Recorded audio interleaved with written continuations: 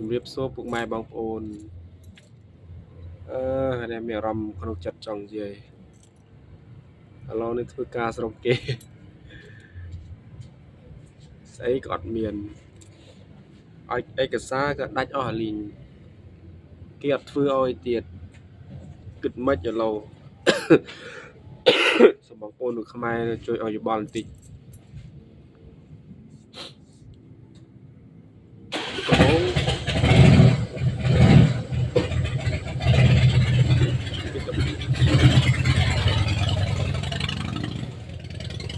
កំពុងនឹងថា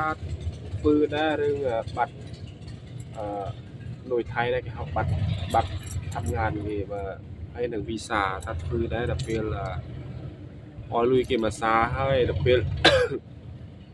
ចុះឡើងឆ្លោះគ្នាខ្មែរថៃឆ្លោះគ្នាទៅឥឡូវអ្នកធ្វើឲ្យហ្នឹងក៏យកលុយខ្ញុំទុកបាត់បើគិតជាលុយខ្មែរយើងក៏វា1លានជាងណាវា1លានជាងដែលយើងចាញ់បោកគេវាមិនយើងមិនថាគេបោកយើងទេដោយសារតែវាប៉ះទង្គិចគ្នាទៅអញ្ចឹងគេដាច់ទាំងអស់ក៏លេងពាក្យប៉ុនលេងធ្វើលេងអីអយក៏លេងនឹកគ្នាដល់គេលេងនិយាយដល់ពេលឥឡូវគឺនៅដូចនៅអត់មានអីសោះបងប្អូននៅទៅយើងនៅតែធ្វើការស្ងាត់ស្ងៀមប្រយ័ត្នប្រយែងខ្លួនឯងអញ្ចឹង5ជូនបងប្អូនអរគ្នាដែលអត់ទាន់មានអីណាកុំចង់ឡើងមកធ្វើការនៅស្រុកយើងទៅបានហើយឥឡូវខ្ញុំមើលតាមក្រសួងការងារនៅស្រុកខ្មែរសបោដែរអញ្ចឹងបើសិនជាថ្ងៃណាខ្ញុំចុះបានចុះទៅខ្មែរវិញគឺថារកការងារនៅខ្មែរធ្វើបានម្ដងព្រោះយើងរស់ស៊ីស្រុកគេវាច្រើនឆ្នាំហើយអាណាមួយស្រុកទេអត់សូវស្រួលទៀតព្រោះឆ្លោះគ្នាទៀតអញ្ចឹងវាពិបាកដែរណាយើងព្រោះឲ្យយើងនៅយើងក៏នៅជាដែនដែរអញ្ចឹងកលភាសាងល់នេះក៏រត់ពុកម្ដាយខ្ញុំចលះទៅនៅទីទួលសុវត្ថិភាពកូននេះចេះតែបារម្ភពីម៉ែពីឪចឹងគឺអត់ស្រួលទេពលករស្រុកគេគឺការនឿយហត់អស់លុយអស់កាក់ថ្លៃស្នាក់នៅទៀតបើសិនជាយើងនៅស្រុកខ្មែរយើងប្រហែលជាវាមិនខុសគ្នាទេបងប្អូនអញ្ចឹងទីសល់ការគិតរបស់បងប្អូនទេណាមួយនឹងវាបើសិនជាយើងចុះទូខ្មែរគឺបញ្ហាវាមានច្រើនបងប្អូនយើងចេះតែគិតគឺថាកើតអីបានជាយើងមិនព្រមចុះទៅខ្មែរដោយសារមូលហេតុទី1គឺយើងអត់ហ៊ានដោយសារយើងអត់មានបងមានប្អូនធ្លាប់ធ្វើការនៅស្រុកយើង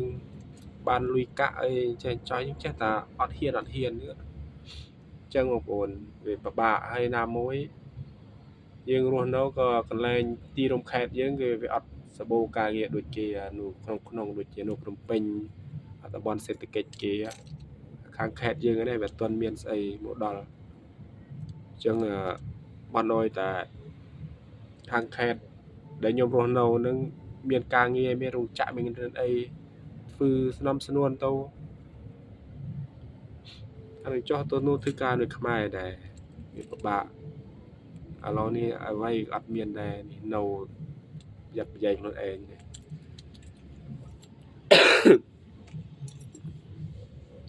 ចឹងបងដែលចង់ឡើងមកបាច់ឡើងមកទេនៅស្ងប់មកស្រុកយើងនោះហើយធ្វើការស្រុកយើងនោះបើសិនជានៅអត់មានជាពាក្យគេបងប្អូនយើងធ្វើការនៅស្រុកខ្មែរមកស្រួលថាចឹងស៊ូតែ1ឆ្នាំ2ឆ្នាំទៀតយើងបានទៅនៅខ្មែរវិញហើយធ្វើការនៅខ្មែរម្ដង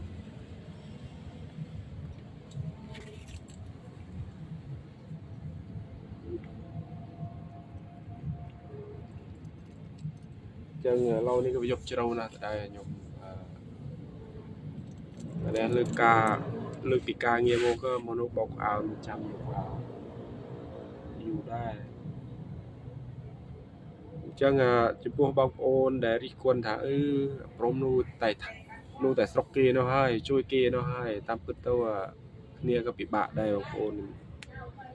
មានអ្នកណាចង់ធ្វើការនៅស្រុកគេទេដោយសារតែវាទាល់វាច្រកបើសិនជាស្រុកយើងសម្បូរការងារដូចសម័យឥឡូវហ្នឹងគ្មានណាគីម៉ូទេដោយសារតែខ្ញុំគាត់ខ្ញុំមកធ្វើហ្នឹងវាអត់សូវមានបងប្អូនពិបាកណាយើងអត់មានបងដូចខ្ញុំនិយាយអញ្ចឹងទី1គឺអត់មានបងមានប្អូនធ្វើការនៅរោងចក្រកន្លែងយើងនៅហើយទី1យើងចេះតែខ្លាចអូចូលទូស្រុកខ្មែរទៅវាមានតាមខ្សែតាមសាលាយើងអត់ចេះអីទេណាយើងចេះតែអត់ហ៊ានទៅស្ងាត់ចឹងវីដេអូនេះក៏ប្រាប់ផ្ញើទៅបងប្អូនដែលខំរៀនកំសូត្រចំណេះជំនាញរបស់យើងណាធ្វើការនៅស្រុកយើងហើយយើងវាដើម្បីប្រទេសជាតិយើងរីកចម្រើនដែរបើយើងគិតដល់ទៅ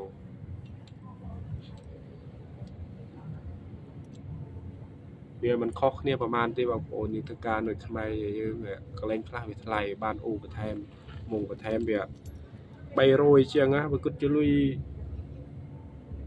ខ្មែរយើងក៏ប្រហែលជា1លានជាងឯងបើនោះនេះក៏ដូចតែគ្នាបងប្អូន